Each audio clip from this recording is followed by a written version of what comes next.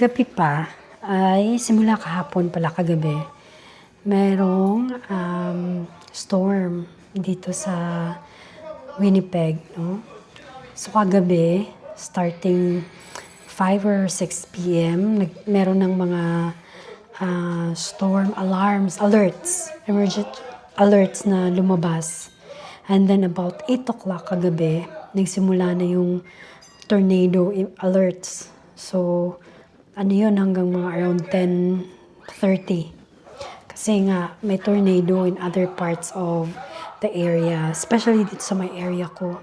I learned kaninang umaga na farther down dito sa akin, siguro mga about few kilometers pa din naman. So, siguro 5 to 10 kilometers away from me, meron talagang tornado na napakalaki. So, and I'm within that location na possibly daanan niya. And thankful, grateful naman ako no, na hindi dumaan dito sa bahay. Pero grabe, crazy yung alerts kahapon, kagabi. Actually, I stayed in the basement for mga ilang, parang 1-2 hours din yun that I was there. Just trying to pass it. Kasi ang lakas din ng ulan, super lakas ng ulan. Tapos there was a hail. Ang laki nung hail is parang nga siyang mga bato ng lalaki na white. So, ayun, sobra kahapon. Ngayon, today naman, there is a forecast to rain. Tapos may thunderstorms and lightning. Nagsimula na siya actually. So, if you look outside,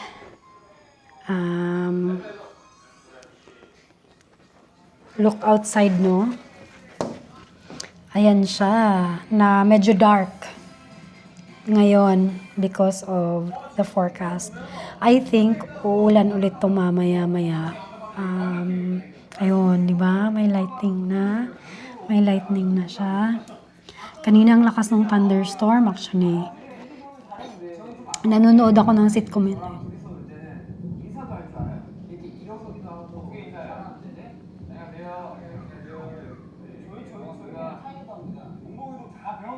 관심이 너무 많고 어려서 되게 어설퍼요.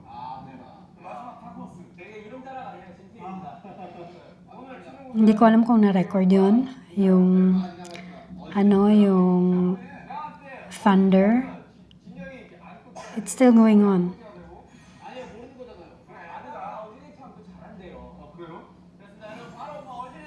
Yeah. Tapos it has started to rain na din. May mga raindrops na din. Ayun no. So yan, that's our life here so far. Pasalamat na lang and we're safe, no? Hindi maayos naman dito sa bahay. I'm just relaxing actually. Naubos ang oras ka dito kakanood sa BTS, no? Supposed to be mag-gym ako kahapon tsaka today. But naabutan na ako ng katamaran. Dahil, yun nga, dahil sa storm, ganyan, umuulan. I'm happy naman I did not go out yesterday kasi kung lumabas ako noon, ang lakas ng ulan, grabe yung traffic, kahit malapit lang yung gym dito sa bahay. I would still have to use the main roads, no? Wala siyang looban that I could go through. I have to go to the main road para makauwi dito. Mga 3 minutes drive lang siya actually from here. Kaya lang yun nga, I'll have to use the main road. Sobrang traffic hapon. Tapos tumaas talaga yung tubig. Some parts here sa Winnipeg, binaha sila. Yung iba naman, binaha yung mga basement, kanyan. Ako, I'm thankful lang kasi my basement is dry and clean. So, thank God for that. So, yun lang. Today, I'm being tamad again. I did not go to the gym. Pero kakakain ko lang din naman kasi. So I'm just resting and then I'll do exercises in a few.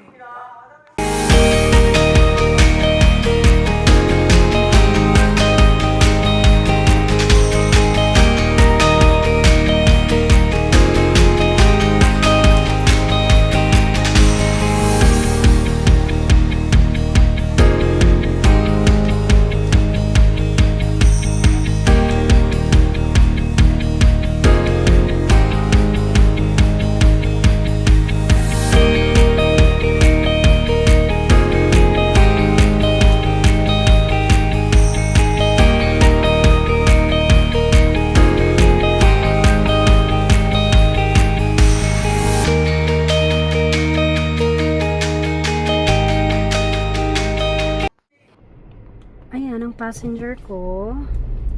That's Mira. Going to the vet. My schedule siya 3 o'clock. So, ano to,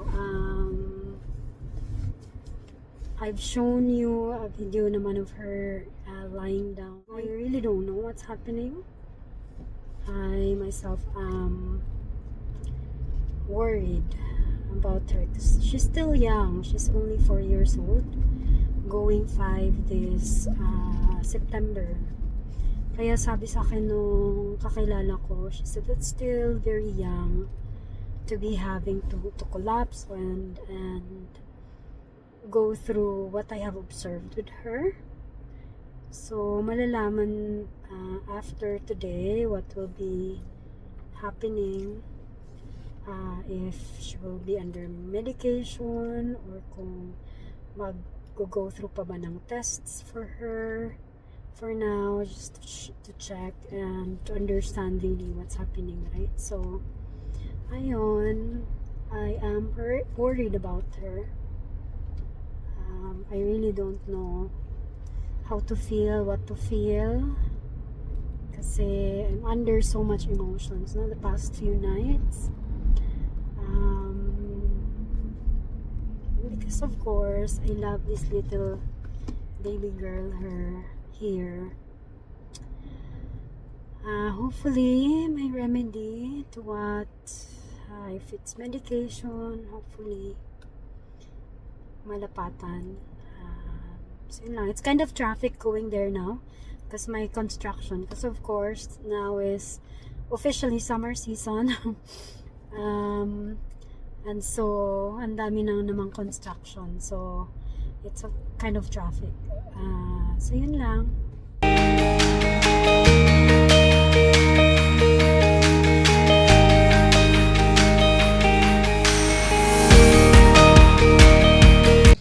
So, from the house, mga 8 minutes pa. Going to the bus stop. Mabilis naman ako maglakad. So, I should get there in 6 or 7 minutes. 1 minute lang. Yeah.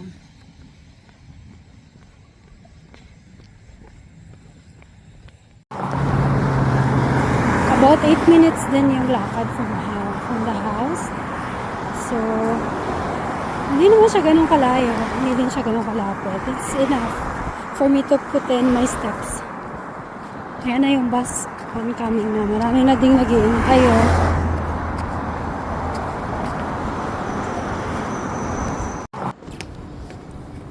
It's lunchtime. I'm at work na kanina pa.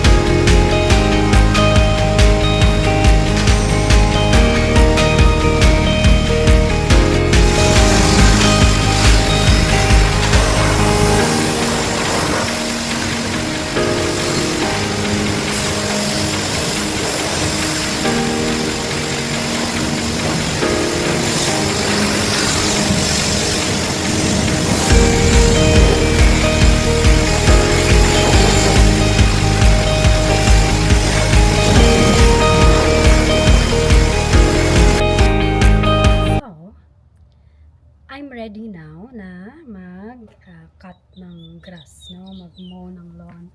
So, ito ang aking gamit. This is my Cobalt electric lawn mower. Yan yung ginagamit ko. Yan yung aking gadget in cutting the grass. Ano siya, baka nagtataka kayo why I have to do this. Kasi ano po, I live alone, right? I live alone and I live in a house. So dito, sa Canada, it's your responsibility na to mow the lawn, etc., do the backyard work and all that. Kung hindi mo kaya, you have to pay someone else to do it for you. Kasi otherwise, mapipenalize ka ng dito ng city government for not taking care of your area. May mga specific length actually kung gaano kahaba yung grass mo na allowed. So and also since I have dogs, at ginagamit nila to, I have a small one, right? Si Mira. Nahihirapan siya actually pag kailangan niya kasi tumutusok siguro sa tiyan niya and all that. And ayaw niya, parang pinipigilan niya yung ihi niya. So, that's why I also have to do it. Ako naman, I enjoy doing this stuff actually. It also, siya, parang naging hobby na yung mga ganitong gawain. So, it helps me, be productive ganyan at hindi lang nakatutok sa cellphone or manood lang ng TV. Sayang yung oras, diba? Also, other individuals I knew na single, they opted to live in a condominium.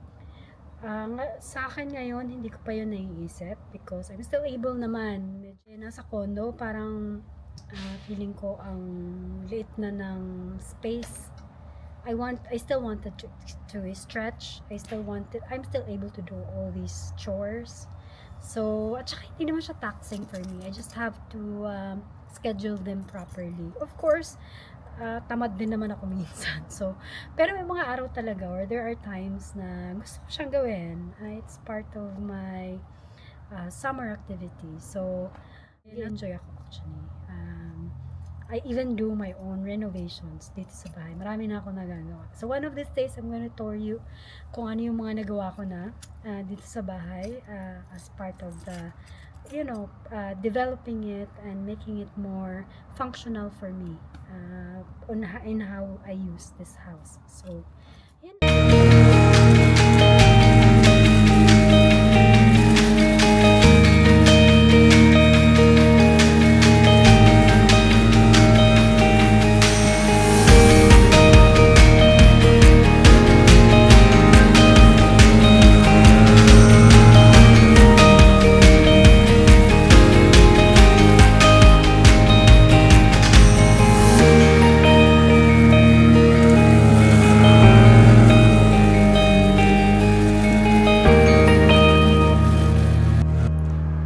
Ngayon, we're going to start planting na.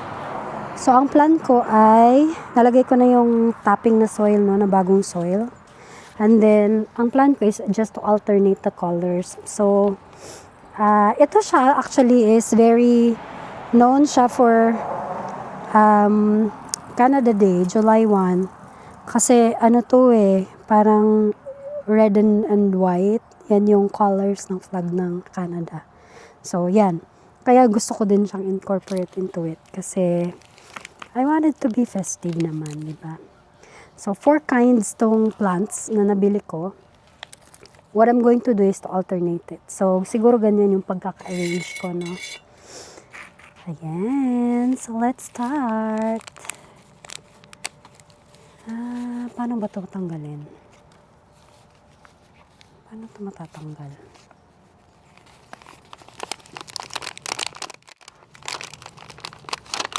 Ayan.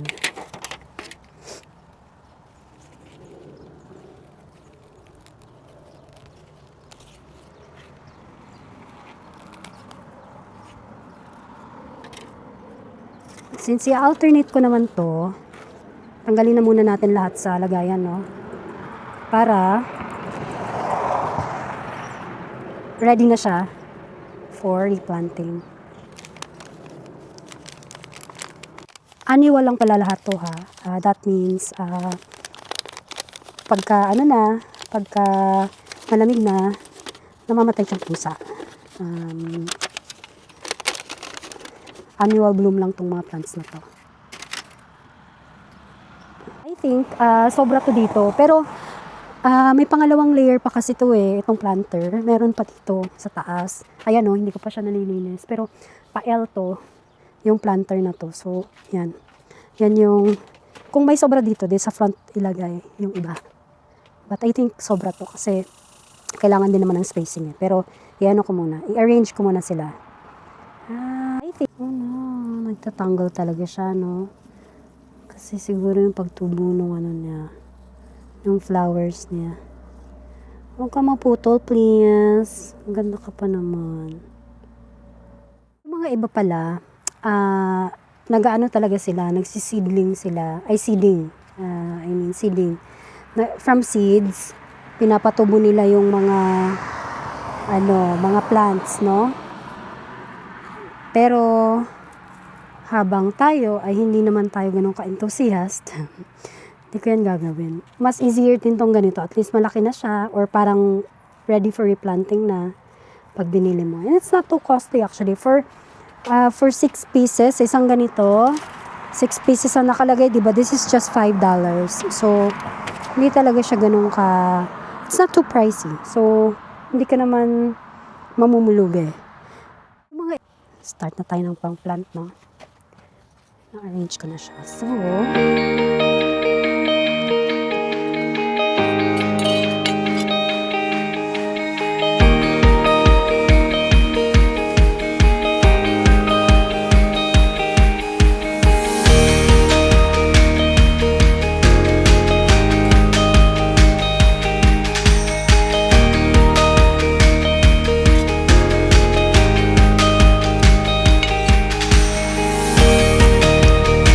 lang siya, ang tawag dito, parang 2 inches or somehow, something like that, apart, dun sa other plant. Alam ko ito tutubo to pa, taas But this one, I know, ground lang to. Parang mababa lang siya.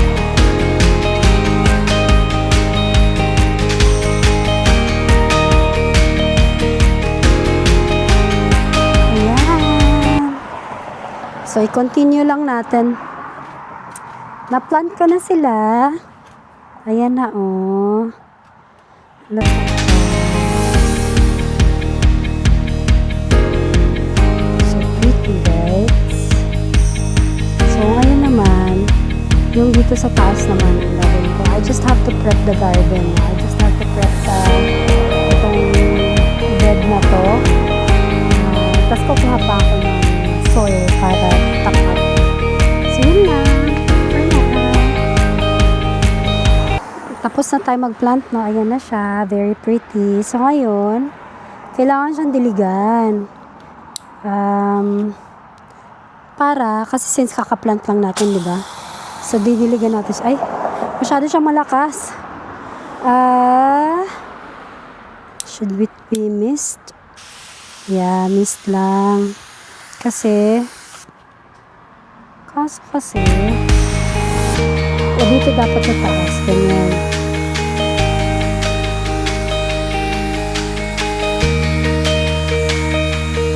Bibiligan natin sila. Since kakalagay lang. Kasi that's not what I wanted. Parang bawit lang. No. Mamatay na ako.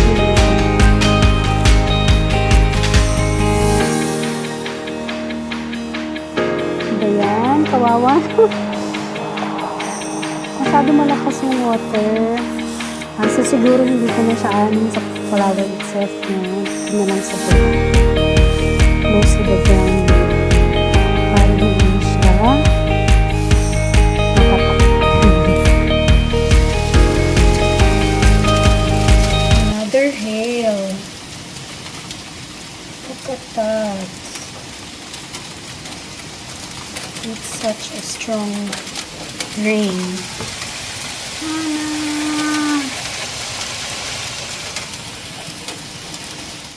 Water is overflowing again. Nag-ano na to last time eh.